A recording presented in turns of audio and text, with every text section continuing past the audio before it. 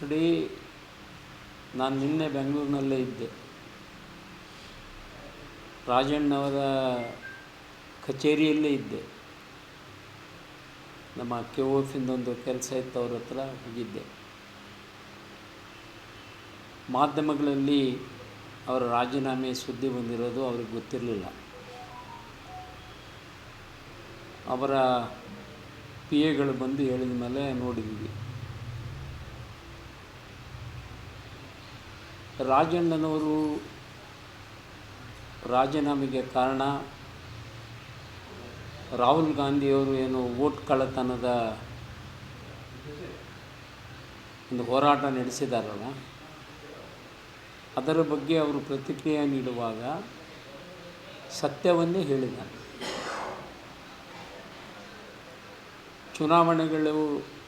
ಚುನಾವಣೆ ಆಯೋಗ voter ಲಿಸ್ಟನ್ನು final ಮಾಡೋದಕ್ಕಿಂತ ಮುಂಚೆ ಅಧಿಕೃತ ರಾಜಕೀಯ ಪಕ್ಷಗಳಿಗೆ ಅದರ ಒಂದು ಪ್ರತಿಯನ್ನು ಕೊಡ್ತಾರೆ. ನಿಮಗೆ ಅದರಲ್ಲಿ ಏನಾದರೂ ತಪ್ಪುಗಳಿದ್ದರೆ ನೀವು ಅಬ್ಜೆಕ್ಷನ್ ಮಾಡ್ಬೋದು ಅಂತ. ಅದನ್ನೇ ಅವ್ರು ಹೇಳಿದ್ದು. ಪ್ರತಿ ಕೊಟ್ಟಿರ್ತಾರೆ, ನಾವು ನೋಡ್ಕೊಂಡಿಲ್ಲ, ಅದು ನಮ್ಮ ತಪ್ಪಾಗ್ತದೆ. ಅವ್ರದ್ದೇ ಸರ್ಕಾರ, ನಮ್ಮದೇ ಸರ್ಕಾರ ಇದೆ, ನಮ್ಮ ಸರ್ಕಾರದ ಅಧಿಕಾರಿಗಳೇ ಮಾಡಿರ್ತಾರೆ. ಇದ್ದು ವಾಸ್ತವಾಂಶವನ್ನು ಅವ್ರು ಹೇಳಿದರು. ಅದು ಒಂದೇ ಕಾರಣಕ್ಕೆ ಇವತ್ತು ಅವರನ್ನು ಸಚಿವ ಸಂಪುಟದಿಂದ ಕೈಬಿಡಲಾಗಿದೆ. ಅಂದರೆ ಸತ್ಯ ಹೇಳೋದು ಅಪರಾಧ. ಕಾಂಗ್ರೆಸ್ನಲ್ಲಿ ಸತ್ಯ ಯಾರಾದರೂ ಹೇಳಿದ್ರೆ ಅವ್ರ ಸ್ಥಾನಗಳನ್ನು ಕಳ್ಕೊಳ್ತಾರೆ. ಇದು ಒಂದೇ ಕಾರಣಕ್ಕೆ ಒಬ್ಬ ಮಂತ್ರಿನ ರಾಹುಲ್ ಗಾಂಧಿಯವರು ತೆಗಿತಾರೆ ಅಂದರೆ, ಅವರು ಹಿರಿಯ ರಾಜಕಾರಣಿಗಳು, ಅನುಭವ ಇರೋರು. ಆಮೇಲೆ ಅವರೇನು ರಾಹುಲ್ ಗಾಂಧಿಯವರು ಮಾಡಿದ ತಪ್ಪು ಅಂತ ಏನು ಹೇಳಲಿಲ್ಲ. ಅದು ರಾಹುಲ್ ಗಾಂಧಿಯವರು ಆ ತಪ್ಪುಗಳನ್ನು ಹುಡುಕಿದ್ದಾರೆ. ಸತ್ಯ ಅದು, ಅವ್ರು ಹೇಳಿರೋದ್ರಲ್ಲಿ ಸತ್ಯ ಇದೆ, ಇದು ಸರಿಪಡಿಸಬೇಕು ಅಂತ. ಈ ಥರದ ಪರಿಸ್ಥಿತಿಗಳು ಒಂದೇ ಕಾನ್ಸ್ಟಿಟ್ಯುವೆನ್ಸಿಯಲ್ಲಿ ಅಲ್ಲ, ನೀವೆಲ್ಲ ಕಾನ್ಸ್ಟಿಟ್ಯುವೆನ್ಸಿಯಲ್ಲೂ ಸತ್ತು ಹೋಗಿರೋರು ಹೆಸರುಗಳು ಹಾಗೆ ಇರ್ತವೆ. ಹಳ್ಳಿಗಳಿಂದ ಬಂದು ವಲಸೆ ಬಂದು ಪಟ್ಟಣದಲ್ಲಿ ಮನೆ ಮಾಡಿರ್ತಾರೆ, ಹಳ್ಳಿಯಲ್ಲಿ ಒಂದು ಓಟ್ ಇರ್ತೈತೆ, ಮನೆ ಸಿನ್ನೂರಿನಲ್ಲಿ ಅಥವಾ ಟೌನ್ನಲ್ಲಿ ಒಂದು ಓಟ್ ಬರ್ತದೆ, ಮಾಡಿಸ್ಕೊಳ್ತಾರೆ. ಈ ನಗರದಲ್ಲಿ ಏನಾಗ್ತೈತೆ, ಬಾಡಿಗೆ ಮನೆಯಲ್ಲಿರ್ತಾರೆ. ಒಬ್ಬರು 1 ವರ್ಷ 6 ತಿಂಗಳು ಇರ್ತಾರೆ, ಮತ್ತು ಇನ್ನೊಂದು ವಾರ್ಡಿಗೆ ಹೋಗ್ತಾರೆ. ಇಲ್ಲೊಂದು ಓಟ್ ಆಗಿರ್ತೈತೆ, ಅಲ್ಲೊಂದು ಓಟ್ ಆಗಿರ್ತೈತೆ. ಇದು ಹೇಗೆ ಗೊತ್ತಾಗೋದು ಎಲ್ಲಿ ಓಟ್ ಐತೆ, ಎಲ್ಲಿ ಅವರಾಗಿ ಹೇಳಿದರೆ ನಮಗೆ ಮತದಾನ ಮಾಡುವಾಗ 2 ಓಟ್ ಇರಬಾರ್ದು, ಇದ್ದರೆ ಅಪರಾಧ ಅಂತ. ಭಾಳಷ್ಟು ಮಂದಿಗೆ ಅದು ಅಪರಾಧ ಅನ್ನೋದು ಗೊತ್ತೇ ಇರೋದಿಲ್ಲ. ಅವ್ರನ್ನ ನಾವು ತೆಗಿ ಅಂತ ಹೇಳಿದ್ರು ಅವ್ರು ತೆಗೆದಿರೋದಿಲ್ಲ. ಇಂಥ ಅನೇಕ ಪ್ರಸಂಗಗಳು ವೋಟರ್ ಲಿಸ್ಟ್ನಲ್ಲಿ ನಾವು ಚುನಾವಣೆ ನಡೆದಾಗ ಗೊತ್ತಾಗ್ತಾವೆ. ಇದು ಇಲ್ಲ, ಇದಾಗಿದ್ದಾನೆ ಅಂತೇಳಿ. ಬಟ್ ಯಾರೂ ಕೂಡ ನಾವು ಸತ್ತಿದ್ದಾನೆ, ಇವ್ನು ವೋಟ್ ಡಿಲೀಟ್ ಮಾಡಿ ಅಂತ ಹೋಗಿ ಹೇಳೋದಿಲ್ಲ, ಬಿಟ್ಬಿಡ್ತೀವಿ ನಾವು. ಎಲೆಕ್ಷನ್ ಮುಗಿದ್ಕೊಳ್ಳೆ ಮುಗೀತು ಅಂತ. 2 ವರ್ಷದ ಮೇಲೆ ರಾಹುಲ್ ಗಾಂಧಿಯವ್ರಿಗೆ ಈಗ ಎಚ್ಚರ ಆಗೈತೆ. ಚುನಾವಣೆ ಆಗಿ 2 ವರ್ಷ ಆಯಿತು, ಹಾಗಾಗಿ ಬಂತು. ಈಗ ಅವರು ಅದು ಏನು ದೊಡ್ಡ ಅಪರಾಧ, ಎಲೆಕ್ಷನ್ ಕಮಿಷನ್ನೇ ಮಾಡಿಬಿಟ್ಟಿದೆ, BJP ಜೊತೆಗೆ ಮಿಂಗಲ್ ಆಗಿದ್ದಾರೆ. ಮತ್ತು ಮಿಂಗಲ್ ಆಗಿದ್ದಾರೆ, ನಿಮ್ಮ ಹತ್ರ ದಾಖಲೆಗಳಿದ್ದಾವಂದರೆ ಅಧಿಕೃತ ದಾಖಲೆಗಳನ್ನು ಕೊಡಿ ಅಂತ ಅವರು ನೋಟಿಸ್ ಕೊಟ್ಟಿದ್ದಾರೆ. ಹೋಗಿ ಕೊಡಬೇಕಲ್ಲ ಅವರು. ರಾಹುಲ್ ಗಾಂಧಿಯವರು ನಮಗೆಲ್ಲ ಮಾಹಿತಿ ಏನಿತ್ತು, ಸ್ಟ್ರೈಕ್ ಮಾಡಿ ಎಲ್ಲರೂ ಜೊತೆ ಹೋಗಿ ರಾಹುಲ್ ಗಾಂಧಿಯವರೇ ಎಲೆಕ್ಷನ್ ಕಮಿಷನ್ಗೆ ದೂರು ಕೊಡ್ತಾರೆ. ಯಾಕೆ ಹೋಗಲಿಲ್ಲ ರಾಹುಲ್ ಗಾಂಧಿಯವರು? ಯಾರು ಹೋದರು?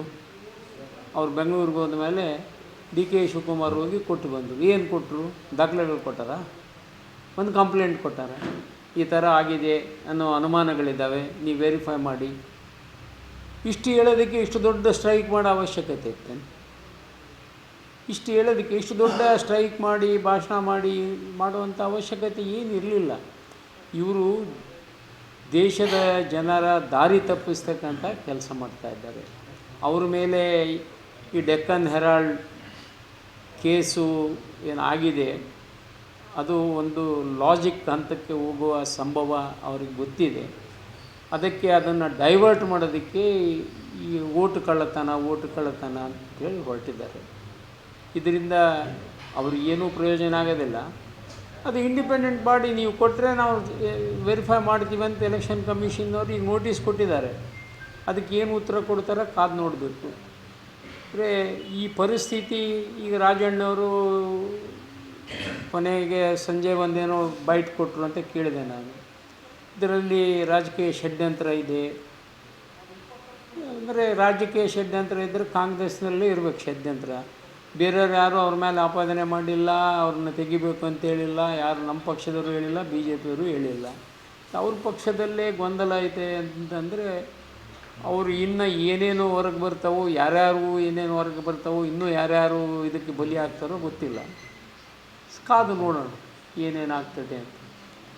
ಆಯಿತು, ಅವಾಗ ಮಂತ್ರಿ ಇದ್ದರು, ಸ್ವಲ್ಪ ಹಂಚ್ಕೊಂತಿದ್ರು. ಈಗೆಲ್ಲವೂ ಹೇಳ್ತಾರೆ ಅವರು, ಸಮಯ ಬಂದಾಗ ಹೇಳ್ತೀನಿ ಅಂದಾಗ. ಅವಾಗ ಮಂತ್ರಿ ಇದ್ರಲ್ಲ, ಎಲ್ಲಪ್ಪ ಮಂತ್ರಿ ಇದ್ದೀನಿ ಅಂಥೇಳಿ ಸ್ವಲ್ಪ ಕಾದಾರೆ. ವಿಶೇಷವಾಗಿ ರಾಜಣ್ಣವ್ರನ್ನ ನಾವು ಬಲ್ಲಂಗೆ ನೇರ ಮಾತುಗಳನ್ನು ಆಡ್ತಾರೆ. ಅವರು ಇದ್ದದ್ದನ್ನು ಇದ್ದಂಗೆ ಹೇಳ್ತಾರೆ. ಅವರಿಗೆ ಆ ನೋವಿದೆ. ಈಗ ಮಂತ್ರಿ ತೆಗೆದಿರೋದು ಅದಕ್ಕಿಂತ ದೊಡ್ಡ ನೋವು. ಅವರೇನೋ ಡೆಲ್ಲಿಗೆ ಹೋಗಿ ಬರ್ತೀನಿ ಅಂತಂಥೇಳಿ ಏನೋ ಮಾಧ್ಯಮದ ಮುಂದೆ ಹೇಳಿದಾರಂತೆ. ಬಂದ ಮೇಲೆ ಏನೇನು ಹೊರಗೆ ಬರ್ತಾವೋ, ಯಾರ್ಯಾರು ಬರ್ತಾವೋ ಹೊರ್ಗೆ, ಜನನೂ ಕಾಯ್ತಾರೆ, ನಾವು ಕಾಯ್ತೀವಿ. ನೋಡೋಣ ಏನಾಗುತ್ತೆ ಅಂತ. ಐ ಡಿಗಳಿಗೆ ಆಧಾರ್ ಲಿಂಕ್ ಮಾಡಿ, ಅದು ಒಂದೇ ಇದಕ್ಕೆ ಪರಿಹಾರ. ನೀವು ಎಲ್ಲಿ ಯಾರಿದ್ದಾರೋ ಎಲ್ಲಿಂದ ಹುಡುಕ್ತಾರೆ, ಅವರು ಹುಡುಕೋಕ್ಕಾಗಂಗಿಲ್ಲ, ನಾವು ಹುಡುಕೋಕ್ಕಾಗಂಗಿಲ್ಲ. ಆಧಾರ್ ಲಿಂಕ್ ಮಾಡಿದರೆ ಹೋಗುತ್ತೆ.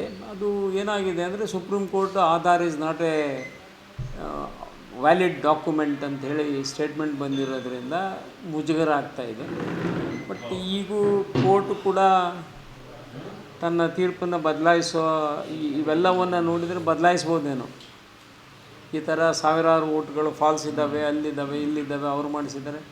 ರಾಜಕೀಯದಲ್ಲಿ ಎಲ್ಲ ಪಕ್ಷಗಳಲ್ಲಿ ನಡೆದಿರ್ತವೆ. ಬಟ್ ಅದು ಒಂದೇ ಸೊಲ್ಯೂಷನ್ ಸಾಧ್ಯ, ಒನ್ ಮ್ಯಾನ್ ಒನ್ ವೋಟ್ ಅಂತ. ನೋಡಿ, ನಾನು ನಿನ್ನೆ ಬೆಂಗಳೂರಿನಲ್ಲೇ ಇದ್ದೆ. ರಾಜಣ್ಣವರ ಕಚೇರಿಯಲ್ಲೇ ಇದ್ದೆ. ನಮ್ಮ KOF-ಇಂದೊಂದು ಕೆಲಸ ಇತ್ತು, ಅವ್ರ ಹತ್ರ ಹೋಗಿದ್ದೆ. ಮಾಧ್ಯಮಗಳಲ್ಲಿ ಅವರ ರಾಜೀನಾಮೆ ಸುದ್ದಿ ಬಂದಿರೋದು ಅವ್ರಿಗೆ ಗೊತ್ತಿರಲಿಲ್ಲ. ಅವರ PAಗಳು ಬಂದು ಹೇಳಿದ ಮೇಲೆ ನೋಡಿದ್ವಿ. ರಾಜಣ್ಣನವರು ರಾಜೀನಾಮೆಗೆ ಕಾರಣ ರಾಹುಲ್ ಗಾಂಧಿಯವರು ಏನು ವೋಟ್ ಕಳ್ಳತನದ ಒಂದು ಹೋರಾಟ ನಡೆಸಿದಾರಲ್ಲ, ಅದರ ಬಗ್ಗೆ ಅವರು ಪ್ರತಿಕ್ರಿಯೆ ನೀಡುವಾಗ ಸತ್ಯವನ್ನೇ ಹೇಳಿದ್ದಾರೆ. ಚುನಾವಣೆ ಆಯೋಗ ವೋಟರ್ ಲಿಸ್ಟನ್ನು ಫೈನಲ್ ಮಾಡೋದಕ್ಕಿಂತ ಮುಂಚೆ ಅಧಿಕೃತ ರಾಜಕೀಯ ಪಕ್ಷಗಳಿಗೆ ಅದರ ಒಂದು ಪ್ರತಿಯನ್ನು ಕೊಡ್ತಾರೆ. ನಿಮಗೆ ಅದರಲ್ಲಿ ಏನಾದರೂ ತಪ್ಪುಗಳಿದ್ದರೆ ನೀವು ಅಬ್ಜೆಕ್ಷನ್ ಮಾಡ್ಬೋದು ಅಂತ. ಅದನ್ನೇ ಅವ್ರು ಹೇಳಿದ್ದು. ಪ್ರತಿ ಕೊಟ್ಟಿರ್ತಾರೆ, ನಾವು ನೋಡ್ಕೊಂಡಿಲ್ಲ, ಅದು ನಮ್ಮ ತಪ್ಪಾಗ್ತದೆ. ಅವ್ರದ್ದೇ ಸರ್ಕಾರ, ನಮ್ಮದೇ ಸರ್ಕಾರ ಇದೆ, ನಮ್ಮ ಸರ್ಕಾರದ ಅಧಿಕಾರಿಗಳೇ ಮಾಡಿರ್ತಾರೆ. ಇದ್ದು ವಾಸ್ತವಾಂಶವನ್ನು ಅವ್ರು ಹೇಳಿದರು.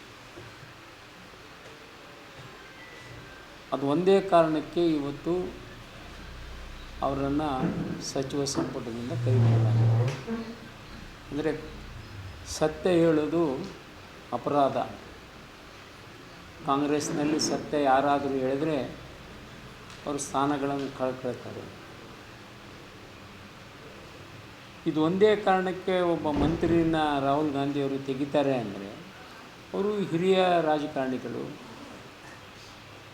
ಅನುಭವ ಇರೋರು. ಆಮೇಲೆ ಅವರೇನು ರಾಹುಲ್ ಗಾಂಧಿಯವರು ಮಾಡಿದ ತಪ್ಪು ಅಂತ ಏನು ಹೇಳಲಿಲ್ಲ. ಅದು ರಾಹುಲ್ ಗಾಂಧಿಯವರು ಆ ತಪ್ಪುಗಳನ್ನು ಹುಡುಕಿದ್ದಾರೆ, ಸತ್ಯ ಅದು. ಅವ್ರು ಹೇಳಿರೋದ್ರಲ್ಲಿ ಸತ್ಯ ಇದೆ, ಇದು ಸರಿಪಡಿಸಬೇಕು ಅಂತ.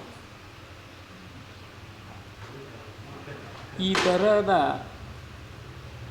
ಪರಿಸ್ಥಿತಿಗಳು ಒಂದೇ ಕಾನ್ಸ್ಟಿಟ್ಯುವೆನ್ಸಿಯಲ್ಲಿ ಅಲ್ಲ, ನೀವೆಲ್ಲ ಕಾನ್ಸ್ಟಿಟ್ಯುವೆನ್ಸಿಯಲ್ಲೂ ಸತ್ತೋಗಿರೋರು ಹೆಸರುಗಳು ಹಾಗೆ ಇರ್ತವೆ. ಹಳ್ಳಿಗಳಿಂದ ಬಂದು ವಲಸೆ ಬಂದು ಪಟ್ಟಣದಲ್ಲಿ ಮನೆ ಮಾಡಿರ್ತಾರೆ, ಹಳ್ಳಿಯಲ್ಲಿ ಒಂದು ಓಟ್ ಇರ್ತೈತೆ, ಮನೆ ಸಿನ್ನೂರಿನಲ್ಲಿ ಅಥವಾ ಟೌನ್ನಲ್ಲಿ ಒಂದು ಓಟ್ ಬರ್ತದೆ, ಮಾಡಿಸ್ಕೊಳ್ತಾರೆ. ಈ ನಗರದಲ್ಲಿ ಏನಾಗ್ತೈತೆ, ಬಾಡಿಗೆ ಮನೆಯಲ್ಲಿ ಇರ್ತಾರೆ ಒಬ್ಬರು, ಒಂದು ವರ್ಷ 6 ತಿಂಗಳು ಇರ್ತಾರೆ, ಮತ್ತು ಇನ್ನೊಂದು ವಾರ್ಡಿಗೆ ಹೋಗ್ತಾರೆ, ಇಲ್ಲೊಂದು ಓಟ್ ಆಗಿರ್ತೈತೆ, ಅಲ್ಲೊಂದು ಓಟ್ ಆಗಿರ್ತೈತೆ. ಇದು ಹೇಗೆ ಗೊತ್ತಾಗೋದು ಎಲ್ಲಿ ಓಟ್ ಐತೆ ಎಲ್ಲಿ? ಅವ್ರಾಗಿ ಹೇಳಿದರೆ ನಮಗೆ ಮತದಾನ ಮಾಡುವಾಗ 2 ಓಟ್ ಇರಬಾರ್ದು, ಇದ್ದರೆ ಅಪರಾಧ ಅಂತ. ಭಾಳಷ್ಟು ಮಂದಿಗೆ ಅದು ಅಪರಾಧ ಅನ್ನೋದು ಗೊತ್ತೇ ಇರೋದಿಲ್ಲ. ಅವ್ರನ್ನ ನಾವು ತೆಗೆ ಅಂತ ಹೇಳಿದ್ರು ಅವ್ರು ತೆಗೆದಿರೋದಿಲ್ಲ. ಇಂಥ ಅನೇಕ ಪ್ರಸಂಗಗಳು ವೋಟರ್ ಲಿಸ್ಟ್ನಲ್ಲಿ ನಾವು ಚುನಾವಣೆ ನಡೆದಾಗ ಗೊತ್ತಾಗ್ತಾವೆ. ಇದು ಇಲ್ಲ, ಇದಾಗಿದ್ದಾನೆ ಅಂತೇಳಿ. ಬಟ್ ಯಾರೂ ಕೂಡ ನಾವು ಸತ್ತಿದ್ದಾನೆ, ಇವ್ನು ಓಟ್ ಡಿಲೀಟ್ ಮಾಡಿ ಅಂತ ಹೋಗಿ ಹೇಳೋದಿಲ್ಲ, ಬಿಟ್ಬಿಡ್ತೀವಿ ನಾವು. ಎಲೆಕ್ಷನ್ ಮುಗಿದ್ಕೊಳ್ಳೆ ಮುಗೀತು ಅಂತ. 2 ವರ್ಷದ ಮೇಲೆ ರಾಹುಲ್ ಗಾಂಧಿಯವರಿಗೆ ಈಗ ಎಚ್ಚರ ಆಗೈತೆ. ಚುನಾವಣೆ ಆಗಿ 2 ವರ್ಷ ಆಯಿತು, ಹಾಗಾಗಿ ಬಂತು. ಈಗ ಅವರು ಅದು ಏನು ದೊಡ್ಡ ಅಪರಾಧ, ಎಲೆಕ್ಷನ್ ಕಮಿಷನ್ನೇ ಮಾಡಿಬಿಟ್ಟಿದೆ, BJP ಜೊತೆಗೆ ಮಿಂಗಲ್ ಆಗಿದ್ದಾರೆ. ಮತ್ತು ಮಿಂಗಲ್ ಆಗಿದ್ದಾರೆ, ನಿಮ್ಮ ಹತ್ರ ದಾಖಲೆಗಳಿದ್ದಾವಂದರೆ ಅಧಿಕೃತ ದಾಖಲೆಗಳನ್ನು ಕೊಡಿ ಅಂತ ಅವರು ನೋಟಿಸ್ ಕೊಟ್ಟಿದ್ದಾರೆ. ಹೋಗಿ ಕೊಡಬೇಕಲ್ಲ ಅವರು. ರಾಹುಲ್ ಗಾಂಧಿಯವರು ನಮಗೆಲ್ಲ ಮಾಹಿತಿ ಏನಿತ್ತು, ಸ್ಟ್ರೈಕ್ ಮಾಡಿ ಎಲ್ಲರೂ ಜೊತೆ ಹೋಗಿ ರಾಹುಲ್ ಗಾಂಧಿಯವರೇ ಎಲೆಕ್ಷನ್ ಕಮಿಷನ್ಗೆ ದೂರು ಕೊಡ್ತಾರೆ. ಯಾಕೆ ಹೋಗಲಿಲ್ಲ ರಾಹುಲ್ ಗಾಂಧಿಯವರು? ಯಾರು ಹೋದರು? ಅವ್ರು ಬೆಂಗಳೂರಿಗೆ ಹೋದ ಮೇಲೆ DK ಶಿವಕುಮಾರ್ ಹೋಗಿ ಕೊಟ್ಟು ಬಂದರು. ಏನು ಕೊಟ್ಟರು? ದಾಖಲೆಗಳು ಕೊಟ್ಟಾರ? ಒಂದು ಕಂಪ್ಲೇಂಟ್ ಕೊಟ್ಟಾರ, ಈ ಥರ ಆಗಿದೆ ಅನ್ನೋ ಅನುಮಾನಗಳಿದ್ದಾವೆ, ನೀವು ವೆರಿಫೈ ಮಾಡಿ. ಇಷ್ಟು ಹೇಳೋದಕ್ಕೆ ಇಷ್ಟು ದೊಡ್ಡ ಸ್ಟ್ರೈಕ್ ಮಾಡೋ ಅವಶ್ಯಕತೆ ಇತ್ತು? ಇಷ್ಟು ಹೇಳೋದಕ್ಕೆ ಇಷ್ಟು ದೊಡ್ಡ ಸ್ಟ್ರೈಕ್ ಮಾಡಿ ಭಾಷಣ ಮಾಡಿ ಮಾಡುವಂಥ ಅವಶ್ಯಕತೆ ಏನಿರಲಿಲ್ಲ. ಇವರು ದೇಶದ ಜನರ ದಾರಿ ತಪ್ಪಿಸ್ತಕ್ಕಂಥ ಕೆಲಸ ಮಾಡ್ತಾಯಿದ್ದಾರೆ. ಅವ್ರ ಮೇಲೆ ಈ ಡೆಕ್ಕನ್ ಹೆರಾಲ್ಡ್ ಕೇಸು ಏನಾಗಿದೆ, ಅದು ಒಂದು ಲಾಜಿಕ್ ಹಂತಕ್ಕೆ ಹೋಗುವ ಸಂಭವ ಅವ್ರಿಗೆ ಗೊತ್ತಿದೆ. ಅದಕ್ಕೆ ಅದನ್ನು ಡೈವರ್ಟ್ ಮಾಡೋದಕ್ಕೆ ಈ ಓಟು ಕಳ್ಳತನ ಅಂತೇಳಿ ಹೊರಟಿದ್ದಾರೆ. ಇದರಿಂದ ಅವ್ರಿಗೇನೂ ಪ್ರಯೋಜನ ಆಗೋದಿಲ್ಲ. ಅದು ಇಂಡಿಪೆಂಡೆಂಟ್ ಬಾಡಿ, ನೀವು ಕೊಟ್ಟರೆ ನಾವು ವೆರಿಫೈ ಮಾಡ್ತೀವಿ ಅಂತ ಎಲೆಕ್ಷನ್ ಕಮಿಷನ್ನವ್ರು ಈಗ ನೋಟಿಸ್ ಕೊಟ್ಟಿದ್ದಾರೆ. ಅದಕ್ಕೆ ಏನು ಉತ್ತರ ಕೊಡ್ತಾರೆ ಕಾದು ನೋಡಬೇಕು. ಅಂದರೆ ಈ ಪರಿಸ್ಥಿತಿ, ಈಗ ರಾಜಣ್ಣವರು ಕೊನೆಗೆ ಸಂಜೆ ಒಂದೇನೋ ಬೈಟ್ ಕೊಟ್ಟರು ಅಂತ ಕೇಳಿದೆ ನಾನು. ಇದರಲ್ಲಿ ರಾಜಕೀಯ ಷಡ್ಯಂತ್ರ ಇದೆ. ಅಂದರೆ ರಾಜಕೀಯ ಷಡ್ಯಂತ್ರ ಇದ್ದರೆ ಕಾಂಗ್ರೆಸ್ನಲ್ಲೇ ಇರಬೇಕು ಷಡ್ಯಂತ್ರ. ಬೇರೆಯವ್ರು ಯಾರೂ ಅವ್ರ ಮೇಲೆ ಆಪಾದನೆ ಮಾಡಿಲ್ಲ, ಅವ್ರನ್ನ ತೆಗಿಬೇಕು ಅಂತ ಹೇಳಿಲ್ಲ, ಯಾರು ನಮ್ಮ ಪಕ್ಷದವರು ಹೇಳಿಲ್ಲ, BJPಯವರು ಹೇಳಿಲ್ಲ. ಅವ್ರ ಪಕ್ಷದಲ್ಲೇ ಗೊಂದಲ ಐತೆ ಅಂತಂದರೆ ಅವರು ಇನ್ನೂ ಏನೇನು ಹೊರಗೆ ಬರ್ತಾವೋ, ಯಾರ್ಯಾರು ಏನೇನು ಹೊರಗೆ ಬರ್ತಾವೋ, ಇನ್ನೂ ಯಾರ್ಯಾರು ಇದಕ್ಕೆ ಬಲಿ ಆಗ್ತಾರೋ ಗೊತ್ತಿಲ್ಲ. ಕಾದು ನೋಡೋಣ ಏನೇನಾಗ್ತದೆ ಅಂತ. ಆಯಿತು, ಅವಾಗ ಮಂತ್ರಿ ಇದ್ದರು, ಸ್ವಲ್ಪ ಹಂಚ್ಕೊಂತಿದ್ರು. ಈಗೆಲ್ಲವೂ ಹೇಳ್ತಾರೆ ಅವರು, ಸಮಯ ಬಂದಾಗ ಹೇಳ್ತೀನಿ ಅಂದಾಗ. ಅವಾಗ ಮಂತ್ರಿ ಇದ್ರಲ್ಲ, ಎಲ್ಲಪ್ಪ ಮಂತ್ರಿ ಇದ್ದೀನಿ ಅಂಥೇಳಿ ಸ್ವಲ್ಪ ಕಾದಾರೆ. ವಿಶೇಷವಾಗಿ ರಾಜಣ್ಣವ್ರನ್ನ ನಾವು ಬಲ್ಲಂಗೆ ನೇರ ಮಾತುಗಳನ್ನು ಆಡ್ತಾರೆ. ಅವ್ರು ಇದ್ದದ್ದನ್ನು ಇದ್ದಂಗೆ ಹೇಳ್ತಾರೆ. ಅವರಿಗೆ ಆ ನೋವಿದೆ. ಈಗ ಮಂತ್ರಿ ತೆಗೆದಿರೋದು ಅದಕ್ಕಿಂತ ದೊಡ್ಡ ನೋವು. ಅವರೇನೋ ಡೆಲ್ಲಿಗೆ ಹೋಗಿ ಬರ್ತೀನಿ ಅಂತಂಥೇಳಿ ಏನೋ ಮಾಧ್ಯಮದ ಮುಂದೆ ಹೇಳಿದಾರಂತೆ. ಬಂದ ಮೇಲೆ ಏನೇನು ಹೊರಗೆ ಬರ್ತಾವೋ, ಯಾರ್ಯಾರು ಬರ್ತಾವೋ ಹೊರಗೆ, ಜನನೂ ಕಾಯ್ತಾರೆ, ನಾವು ಕಾಯ್ತೀವಿ. ನೋಡೋಣ ಏನಾಗುತ್ತೆ ಅಂತ. ವೋಟರ್ ID ಆಧಾರ್ ಲಿಂಕ್ ಮಾಡಿ, ಅದು ಒಂದೇ ಇದಕ್ಕೆ ಪರಿಹಾರ. ನೀವು ಎಲ್ಲಿ ಯಾರಿದ್ದಾರೋ ಎಲ್ಲಿಂದ ಹುಡುಕ್ತಾರೆ, ಅವರು ಹುಡುಕೋಕ್ಕಾಗಂಗಿಲ್ಲ, ನಾವು ಹುಡುಕೋಕ್ಕಾಗಂಗಿಲ್ಲ. ಆಧಾರ್ ಲಿಂಕ್ ಮಾಡಿದರೆ ಹೋಗುತ್ತೆ. ಅದು ಏನಾಗಿದೆ ಅಂದರೆ, supreme court Aadhaar is not A valid document ಅಂಥೇಳಿ ಸ್ಟೇಟ್ಮೆಂಟ್ ಬಂದಿರೋದ್ರಿಂದ ಮುಜುಗರ ಆಗ್ತಾಯಿದೆ. ಬಟ್ ಈಗೂ ಕೋರ್ಟು ಕೂಡ ತನ್ನ ತೀರ್ಪನ್ನು ಬದಲಾಯಿಸೋ, ಇವೆಲ್ಲವನ್ನು ನೋಡಿದರೆ ಬದಲಾಯಿಸ್ಬೋದೇನೋ. ಈ ಥರ ಸಾವಿರಾರು ಓಟ್ಗಳು ಫಾಲ್ಸ್ ಇದ್ದಾವೆ, ಅಲ್ಲಿದ್ದಾವೆ, ಇಲ್ಲಿದ್ದಾವೆ, ಅವ್ರು ಮಾಡಿಸಿದ್ದಾರೆ. ರಾಜಕೀಯದಲ್ಲಿ ಎಲ್ಲ ಪಕ್ಷಗಳಲ್ಲಿ ನಡೆದಿರ್ತವೆ. ಬಟ್ ಅದು ಒಂದೇ ಸೊಲ್ಯೂಷನ್ ಸಾಧ್ಯ, 1 man 1 vote ಅಂತ.